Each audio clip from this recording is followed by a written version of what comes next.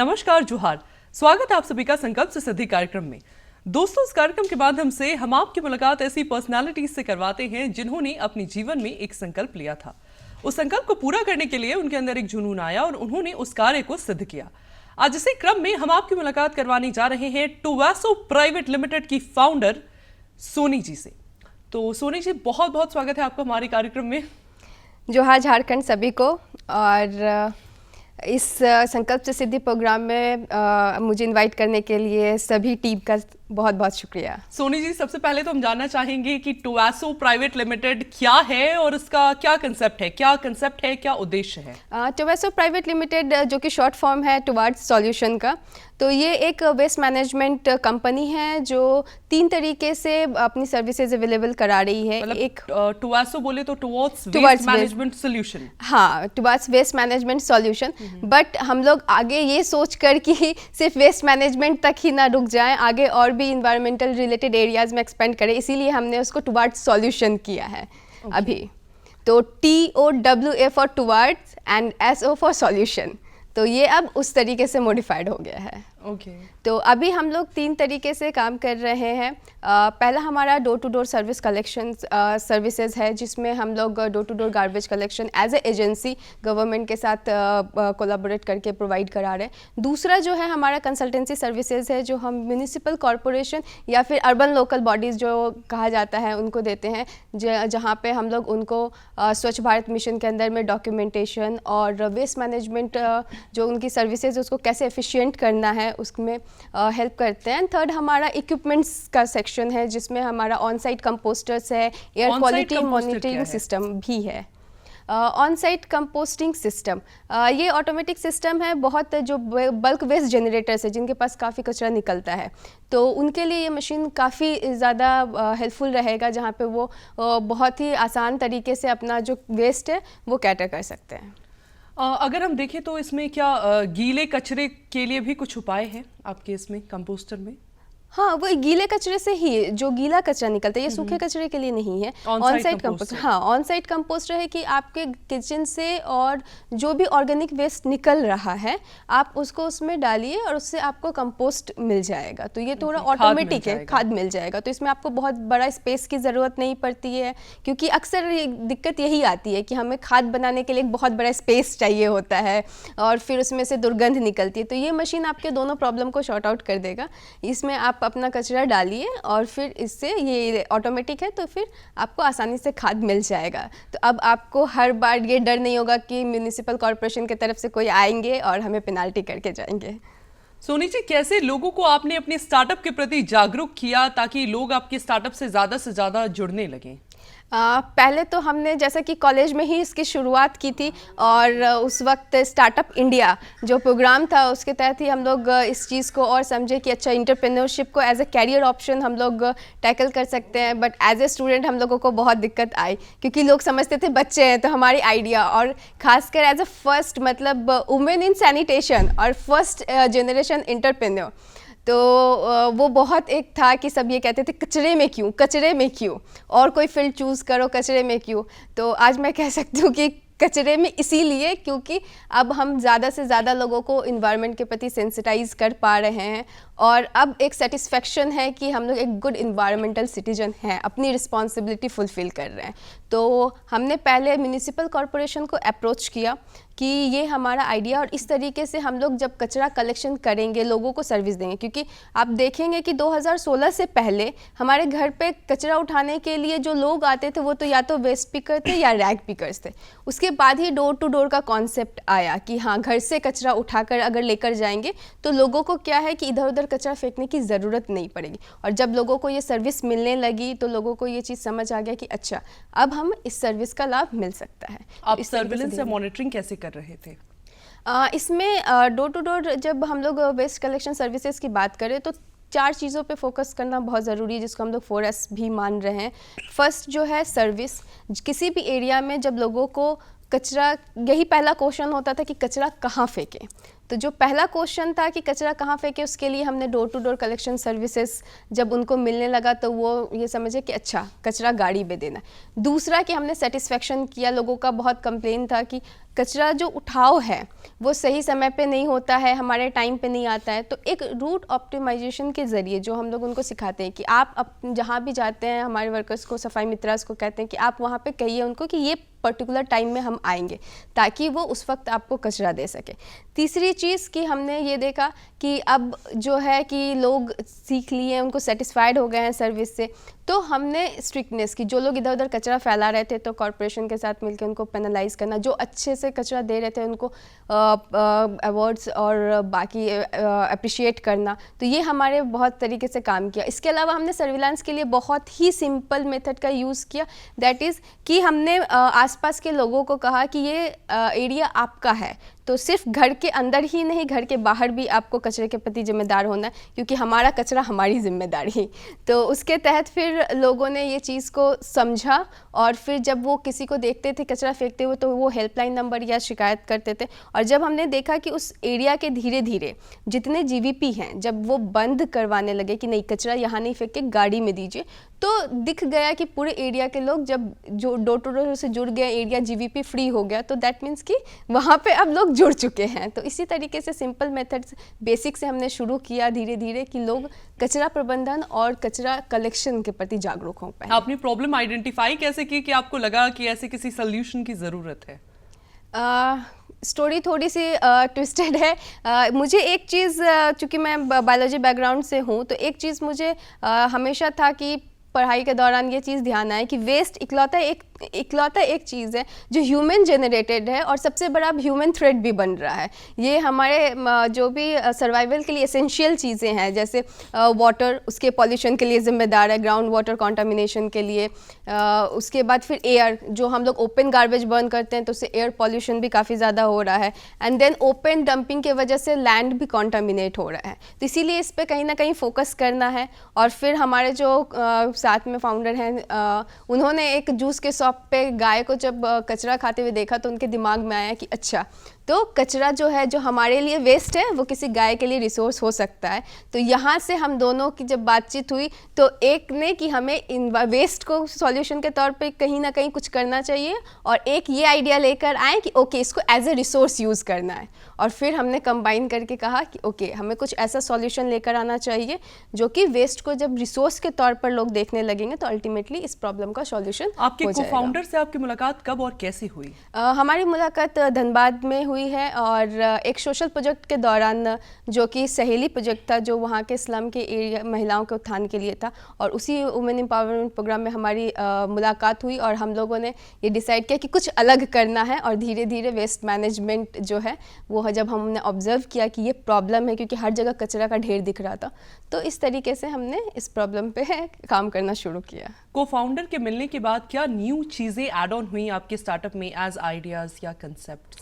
हाँ, ये बीइंग साथ में एक टेक्निकल होना बहुत ज़रूरी है, क्योंकि बायोलॉजी बैकग्राउंड से होने से सिर्फ ये पता था कि कचरे का इम्पैक्ट ख़राब हो रहा है, वेस्ट से इन्वायरमेंटल पॉल्यूशन हो रहा है, लेकिन उसका किस तरीके से हम लोग ऐसा मॉडल प्रिपेयर करें जो सस्टेनेबल हो और इकोनॉमिक हो। ये उनके आने के बाद ज़्यादा ये हुआ, क्योंकि उन्होंने इस चीज़ पे ज़्यादा फोकस किया कि हमें जो भी हम लोगों का वेस्ट हम कलेक्ट करेंगे उसमें से मैक्सिमम रिसोर्स हमें डिराइव करना है, तभी जाके ये इकोनॉमिकली सस्टेनेबल होगा और वेल एक्सेप्टेड भी। आपने इस पूरे प्रोजेक्ट को ग्राउंड लेवल पे इम्प्लीमेंट करने के लिए क्या क्या किया? स्टूडेंट से अभी तक का जर्नी जो हमारा रहा है वो बहुत ही उतार चढ़ाव से रहा है।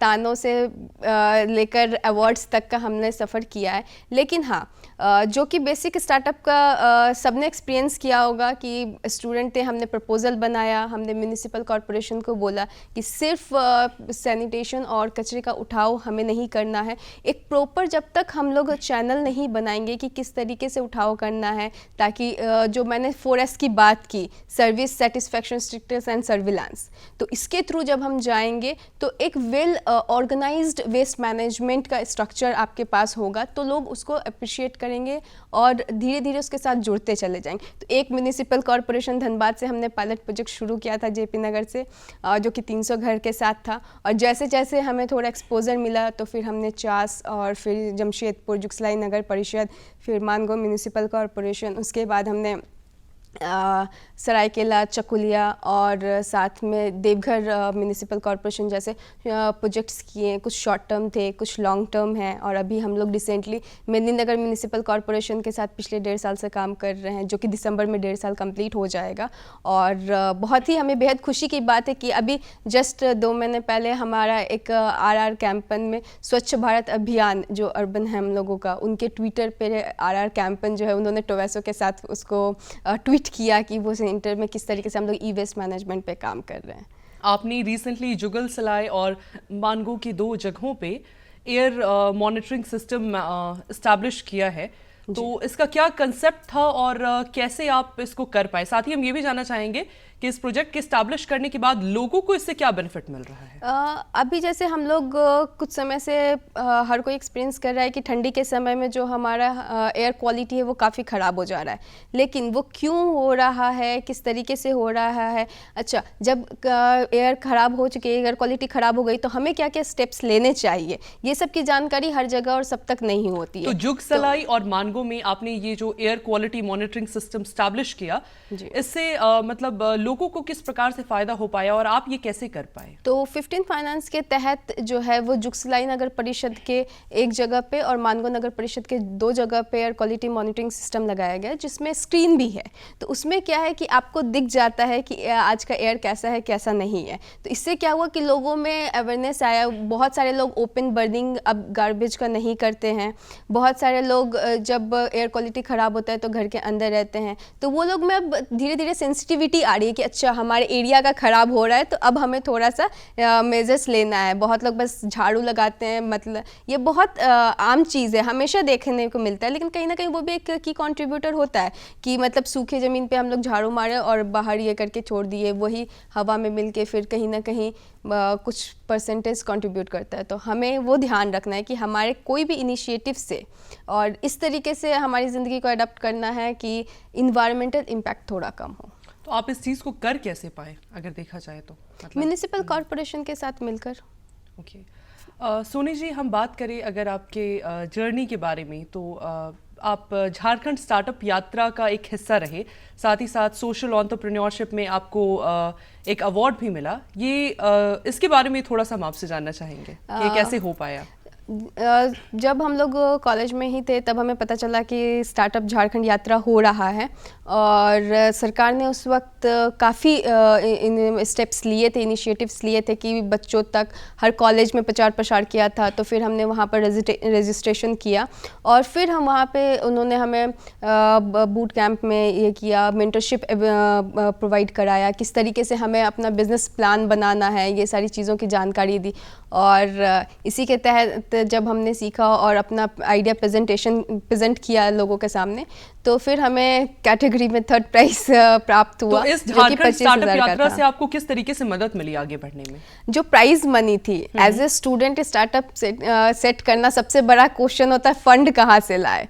तो इनिशियल जो था वो 5,000 रुपये से शुरुआत की हुई थी, और फिर वही जो हमें प्राइजेस मिल रहे थे तो हमने उनको दोबारा री इन्वेस्ट किया और धीरे धीरे बूट स्ट्रैप्ड कंपनी बनी। रूट ऑप्टिमाइजेशन पे आपने काम किया है, वेस्ट मैनेजमेंट को लेकर। किस तरीके से आप रूट ऑप्टिमाइजेशन पे काम कर पाए, सोनी जी, हम आपसे जानना चाहेंगे। रूट ऑप्टिमाइजेशन कहने का मतलब हमने इसमें बहुत ज़्यादा टेक्नोलॉजी नहीं ये किया है। हम चाह रहे हैं कि ऐसा हो जो सिंपल हो, आइडिया सिंपल हो, लोग अडेप्ट करें पहले। तो हमने एक चार्ट प्रिपेयर किया और वर्कर्स को पूरे एरिया समझाया, और फिर हमने देखा कि कौन कौन सा एरिया हाई डेंसिटी वाला है, कौन सा लो डेंसिटी वाला है, लेन्स डिवाइड किए। फिर हमने क्या किया कि उन पे वर्कर्स को बोला कि आप कब किस एरिया में जाना आपका सुविधा है। जैसे कमर्शियल एरिया 10 बजे से खुलता है, तो हम लोग वहाँ पे 6 बजे गाड़ी नहीं भेज के फ़ायदा नहीं है ना। और रेसिडेंशियल एरिया जो है उनको सुबह में मतलब 6 से लेकर 8 बजे तक का सर्विस चाहिए। तो इस तरीके से हमने जोन वाइज उसमें दिखाया कि कौन कौन से एरिया को पहले सर्विस चाहिए और किसे बाद में। तो अब क्या है कि लोग, पहले क्या था कि बस जाकर कलेक्ट कर लेना है, नाउ अब सेंसिटिविटी उनमें आ गई थी कि हाँ ऐसे जाएंगे तो ज़्यादा बेहतर होगा। तो कलेक्शन में एफिशिएंसी आ गई, लोगों को सहूलियत हो गया। तो इस तरीके से आपके जो भी वेस्ट कलेक्शन पॉइंट्स हैं वो एक्टिव हैं या नहीं एक्टिव हैं, इसको आप किस तरीके से मॉनिटर करती हैं? ये तो डोर टू डोर कलेक्शन है, तो हम लोग पॉइंट से कचरा नहीं उठाते हैं, क्योंकि एक कॉन्सेप्ट होता है कि घर का कचरा एक पॉइंट पे लाके गया फिर वहाँ से उठाना है, वो नहीं है। आपके घर से कचरा उठ रहा है, तो वो जब नहीं उठता है तो कंप्लेन नंबर पे कॉल आता है, तो आपको खुद पे खुद पता चल जाएगा कि हाँ उस एरिया में नहीं आया है। RSID का कंसेप्ट क्या है सोनी जी, और इसको हम टेक्नोलॉजी एडवांसमेंट के माध्यम से वेस्ट मैनेजमेंट से कैसे जुड़ते हुए देख पा रहे हैं? RFID का कॉन्सेप्ट, RFID ओके। RFID का कॉन्सेप्ट अभी बहुत नया है। और RFID है क्या? रेडियो फ्रिक्वेंसी बेस्ड डिटेक्टर, इसका फुल फॉर्म थोड़ा सा तो इसका मेन कॉन्सेप्ट RFID जो है अभी वेस्ट मैनेजमेंट में एक नया टर्म है, और इसे आगे जाके डाटा डिजिटलाइजेशन के तौर पे, वेस्ट मैनेजमेंट में डाटा डिजिटलाइजेशन के तौर पे बहुत ही ज़्यादा होपफुल नज़रों से देखा जा रहा है, क्योंकि अभी वेस्ट मैनेजमेंट में सबसे बड़ा दिक्कत है कि हमारे पास डाटा नहीं है, जो भी चीज़ें हैं मैनुअल हैं। तो ट्रैकिंग, ट्रांसपेरेंसी तभी आएगी जब हमारे पास डाटा होगा, तो ये कहीं ना कहीं उससे ज़्यादा अटैच्ड है, और इससे कलेक्शन में भी एफिशिएंसी आएगी, आपके घर से कितना ज़्यादा कचरा उठा है और इसके साथ कब कब उठा है, तो इस तरीके से एक पूरा सिस्टम है और हर एक का डाटा आपके पास होगा। तो वासो प्राइवेट लिमिटेड आपने अपनी स्टार्टअप का नाम रखा, कब और कैसे ये नाम आपके माइंड में आया, और इस नाम का क्या कंसेप्ट है? ये तो आप पहले ही बता चुकी हैं, लेकिन ये माइंड में कैसे आपके आया? जब आप कॉलेज में होते हैं तो आपको बहुत सारे आइडियाज़ आते हैं, तो उस वक्त हमारा था कि कुछ ऐसा हो जो लोगों के दिमाग में बैठ जाए, और कुछ ऐसा भी हो जो हमें डिफ़ाइन करे, हमारे काम को डिफ़ाइन करे। तो पहले क्या था कि वेस्ट मैनेजमेंट सुन के लोग थोड़ा मुंह बनाते थे कि क्यों वेस्ट मैनेजमेंट, तो हमने सोचा इस टर्म को ऐसे यूज़ किया जाए कि लोग क्यूरियस हो और वेस्ट मैनेजमेंट से उनका ध्यान थोड़ा सा हट के इसके सॉल्यूशन की तरफ ज़्यादा जाए। तो इसीलिए फिर हमने इसको टुवर्ड्स सॉल्यूशन की तरफ लेकर आए, और फिर हमने इसको टोवासो नाम दिया। आपके टारगेट ऑडियंस या टारगेट क्लाइंट्स कौन कौन से रहते हैं आपके स्टार्टअप में, जिनके ऊपर आपका मुख्य रूप से फोकस रहता है? अभी तो चूंकि हम सभी मानते हैं कि वेस्ट मैनेजमेंट जो है वो किसी भी एरिया के म्यूनिसिपल अथॉरिटीज़ या अर्बन लोकल बॉडीज़ की रिस्पॉन्सिबिलिटी है, तो हमारा प्राइमरी क्लाइंट जो है वो यूएलबी ही है और म्यूनिसिपल कॉरपोरेशन भी है। इसके अलावा हमारे जो प्रोडक्ट पार्ट है उसके लिए फिर हम लोग जो भी बड़े बड़े होटल्स हैं और रेसिडेंशियल वेलफेयर एसोसिएशंस हैं, तो वो भी हमारे क्लाइंट्स के तौर पर अभी सर्व हो रहे हैं। लेकिन अब हम प्राइवेट जो एरियाज़ हैं उन पे भी ये करेंगे, जैसे कि आपको बड़े बड़े सेल के ये हो गए, कंपनी एरियाज़ हो गए या रेलवे के हो गए, तो उधर भी हम लोग अब ध्यान देंगे। वेस्ट मैनेजमेंट लोगों को अडॉप्ट करना या प्रैक्टिस में लाना क्यों ज़रूरी है, और साथ ही आपका स्टार्टअप इसमें कैसे योगदान दे रहा है? जैसा कि मैंने पहले ही ये चीज़ को की तरफ आपका ध्यान खींचने की कोशिश करी है कि वेस्ट इकलौता ऐसा ह्यूमन जनरेटेड चीज़ है जो ह्यूमन के लिए कुछ ज़्यादा ही थ्रेट बनता जा रहा है, और ये आपके सर्वाइवल के लिए 3 इंपॉर्टेंट चीज़ों पे को पूरी तरीके से नष्ट कर रहा है। तो अब ये बहुत ज़रूरी बात है कि हम लोग ये चीज़ को समझें कि जो हम लोग वेस्ट अभी जनरेट कर रहे हैं तो वो हर एक चीज़ वेस्ट नहीं है, क्योंकि जनरल है कि वेस्ट वो जो हमें ज़रूरत नहीं है, दैट डजंट मीन कि वो रिसोर्स नहीं है। अगर आप एक डब्बा खरीद कर लेकर आएँ और वो डब्बा की आपकी ज़रूरत नहीं है, लेकिन हमारे नानी के लिए वो डब्बा सामान रखने का एक रिसोर्स था, तो इसी चीज़ को हमें थोड़ा उभारना है और ये चीज़ समझना है कि आप वेस्ट को बस कचरे नहीं देखें कि फिल्दी या डर्टी चीज़ से नहीं देखें। अब आप ये सोचें कि वेस्ट मतलब जो हमें नीड नहीं है लेकिन किसी और के लिए रिसोर्स है, तो हमें इस तरीके से उसको रिलोकेट करना है या रीचैनलाइज करना है कि वो कहीं जाके किसी और के रिसोर्स के रूप में सर्व हो जाए। किसी भी स्टार्टअप को चलाने के लिए पैसों की ज़रूरत होती है, तो आपके स्टार्टअप को चलाने के लिए आपका रेवेन्यू जनरेशन मॉडल क्या क्या रहता है? अभी तो हम लोग म्यूनिसिपल कॉरपोरेशन के साथ जब कंसल्टेंसी पार्टनरशिप करते हैं तो जो कंसल्टेंसी फ़ी आता है, हमारे इक्विपमेंट्स के जो सेल्स होते हैं, तो वहाँ से हमारा रेवेन्यू सोर्स जनरेट होता है। तो अभी 2 मेन हैं अब हमारा रेवेन्यू सोर्स, अभी हम लोग और एक्सपेंड कर रहे हैं। फिलहाल में आपके स्टार्टअप से कितने लोग डायरेक्टली या इनडायरेक्टली जुड़े हुए हैं जिनको आपके स्टार्टअप के माध्यम से एक इनकम जनरेट हो पा रही है? मोटा मोटी अब तक तो हम लोगों ने काफ़ी लोगों को कर दिया, क्योंकि बहुत हमारे साथ आए, बहुत हमारे छूटे, और ख़ासकर अगर हम लोग हमारे सफाई मित्रस की बात करें तो ये बहुत फ्रेगमेंटेड सेगमेंट है, बट अब तक हम लोगों ने लगभग 50-60 लोगों के साथ जुड़कर तो ज़रूर काम किया है। सफाई के लिए, सफाई करने के लिए एक्चुअल में जो सफाई कर्मी होते हैं उनको आप ग्राउंड लेवल पे कैसे मतलब उनको अपने स्टार्टअप से जोड़ते हैं? पहले हम लोग उस एरिया में जब जाते हैं तो हम लोग जनरली एज ए एजेंसी या फिर कंसल्टेंसी पार्टनर ही जाते हैं। तो हम लोग पहले उस एरिया में जाकर पता करते हैं कि कौन पहले से काम कर रहे हैं, फिर उनसे बात करते हैं, फिर उनको ये चीज़ करते हैं कि आपको सिर्फ वेस्ट कलेक्ट नहीं करना है, आपको इस वेस्ट को रिसोर्स के तौर पे देखना है, क्योंकि ऐसे भी देखा जाए तो पहले से ही जो हमारे वेस्ट पिकर्स हैं वो जो वेस्ट कलेक्ट करके उसको रिसाइकलर्स को बेचते हैं। बस हमें उस जो बीच की जो गैप है और कड़ी है उसको जोड़कर एक स्ट्रीमलाइन प्रोसेस बनाना है। तो हम उनसे बात करते हैं, उनको चीज़ें समझाते हैं, उनको बाकी बेनिफिट्स के बारे में समझाते हैं कि जब वो सरकारी तंत्र से जुड़ेंगे और जो स्कीम्स उनके लिए अवेलेबिलिटी है और बाकी चीज़ें, तो वो धीरे धीरे हमसे जुड़ते हैं। जितने भी लोग आपके साथ डायरेक्टली या इनडायरेक्टली जुड़े हुए हैं, be it your employees, staff, clients या अन्य कई लोग जिनको आपके स्टार्टअप के माध्यम से एक आय जनरेट हो रही है, उनके साथ आपका रेवेन्यू शेयरिंग मॉडल क्या रहता है? नहीं, वो तो हमारे पास जो सैलरी बेस्ड है, तो हमारे क्लाइंट्स के भी फॉर्म में कोई जुड़े हुए हैं जिनके साथ आपका रेवेन्यू शेयरिंग मॉडल रहता है? नहीं, कंसल्टेंसी फी है, इक्विपमेंट्स चार्जेस हैं, बस नॉर्मल ये है। रेवेन्यू शेयरिंग अभी नहीं है हमारे पास, सिर्फ एम्प्लॉयज के फॉर्म में है। सरकार की बहुत सारी योजनाएं हैं सोनी जी स्टार्टअप्स को लेकर, फंडिंग सिस्टम्स हैं, तो क्या इनमें से किसी योजना या फंड्स का आपको लाभ मिल पाया है? हाँ, हम स्टार्टअप झारखंड में सेलेक्ट हुए थे। हम स्टार्टअप बिहार में सॉफ्ट लोन के लिए हम लोग सेलेक्ट हुए थे। इसके अलावा हमें ज्यूसेक और मेटी हब से जो है वो वहाँ से ग्रांट प्राप्त हुआ है। आपका startup IEC information education and communication campaign के तहत काम कर रहा है और लोगों को जागरूक कर रहा है, किस प्रकार से सोनी जी हम जानना चाहेंगे? IEC है क्या और किस प्रकार से आपका स्टार्टअप इसके अंतर्गत कार्य कर रहा है? IEC एक बहुत ही कहा जा सकता है कि सुगर माध्यम है आपके जो बातें हैं वो उन लोगों तक पहुंचाने का, और इस तरीके से पहुंचाने का कि वो उस चीज़ से इन्फ्लुएंस होकर उसे अडॉप्ट करें। तो आपको सिर्फ अपनी बातें कह नहीं देनी है, आपको अपनी बातें इस तरीके से कहनी है कि वो समझे और उसको अपनाए।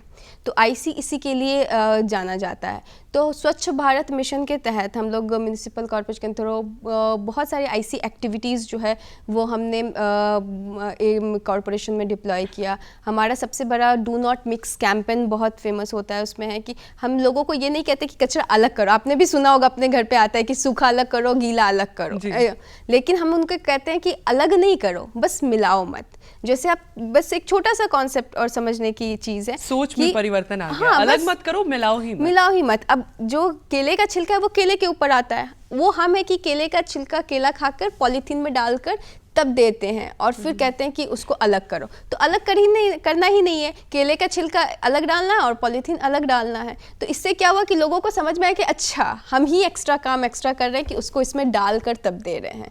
तो अभी क्या है कि जब मिक्स नहीं करना है तो लोग समझ रहे हैं और इसका जो आउटकम है वो ज़्यादा बेहतर है। इसके अलावा हमारा खाद कलश, हम लोगों से काफ़ी ज़्यादा ये करते हैं कि जो भी पूजा और बाकी दौरान के निकलता है तो उसमें क्या होता है, क्या सिंदूर होते हैं, धूप हवन सामग्री होती है, तो आप उसको डायरेक्ट नदी में प्रवाहित नहीं करें, क्योंकि आप देखेंगे त्योहार के बाद नदी के प्रदूषण में काफ़ी वृद्धि देखी जाती है।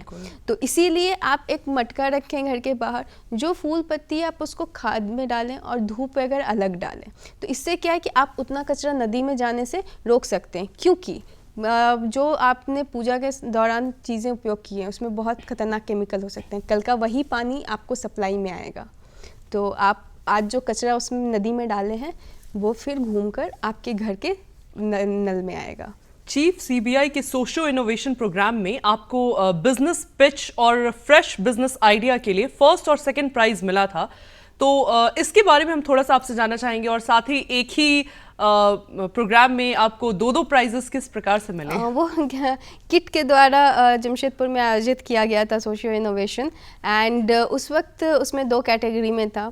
तो फर्स्ट कैटेगरी में पिच डेक था, बिजनेस पिच डेक था जिस पे मैं काम कर रही थी और मैंने उस पे प्रेजेंट किया था जिसमें मुझे सेकंड प्राइज़ मिला था। और दूसरे में आपको एक थीमेटिक आइडिया दिया गया था और उसमें से आपको उस थीमेटिक आइडिया के अराउंड प्रॉब्लम और चैलेंजेस देख के एक बिजनेस प्लान कर्व करना था। तो मैंने उसमें भी पार्टिसिपेट किया था और मुझे उसमें भी फर्स्ट प्राइज़ मिला था। तो इस तरीके से एक इसमें मुझे 2 प्राइज़ मिले थे। सोनी जी, हम आपसे जानना चाहेंगे कि आपका नेक्स्ट वे फॉरवर्ड विजन क्या है? अगले 5 से 10 सालों में आप अपने स्टार्टअप को कहाँ खड़ा देख रहे हैं, किन किन सेक्टर्स के साथ सर्व करते हुए देख पा रहे हैं? अभी जैसे हम लोग वेस्ट मैनेजमेंट में काम कर रहे हैं, अभी हम लोग बहुत सारे टेक्नोलॉजिकल इनोवेशंस भी लाने की इसमें कोशिश कर रहे हैं जिसका रिसर्च चल रहा है, कुछ के पायलट प्रोजेक्ट्स चल रहे हैं। तो अगले 5 सालों में मैं टोबैसो को वेस्ट मैनेजमेंट फील्ड में एक बेहतर सॉल्यूशन के तौर पर उभरते हुए देखना चाहूँगी और लोगों को वो सॉल्यूशन दूँ जो कि अनअफोर्डेबल ना लगे या ऐसा ना लगे कि वो अपने डे टू डे लाइफ में उसको यूटिलाइज ना कर सके, बल्कि एक बेहतर सॉल्यूशन जो कि एक बेहतर इन्वायरमेंट के लिए होगा, easy, reliable and sustainable. Soni ji, एक बात बताइए कि अक्सर आप ही के जैसे आपके उम्र के आसपास कॉलेज स्टूडेंट्स होते हैं, पास आउट्स होते हैं, जिनके माइंड में एक यूनिक आइडिया होता है किसी मास लेवल प्रॉब्लम को एक्चुअली में सॉल्व करने का, लेकिन उसकी तरफ आगे बढ़ते हुए वो कदम नहीं उठा पाते। तो ऐसा कोई भी युवक या किसी भी एज ग्रुप का पर्सन जो किसी जेन्युइन आइडिया को लेकर एक मास लेवल प्रॉब्लम को सॉल्व करने के लिए एक स्टार्टअप क्रिएट करना चाहता है, उसके लिए आपके क्या संदेश रहेंगे, क्या डूज एंड क्या डोंट्स होनी चाहिए?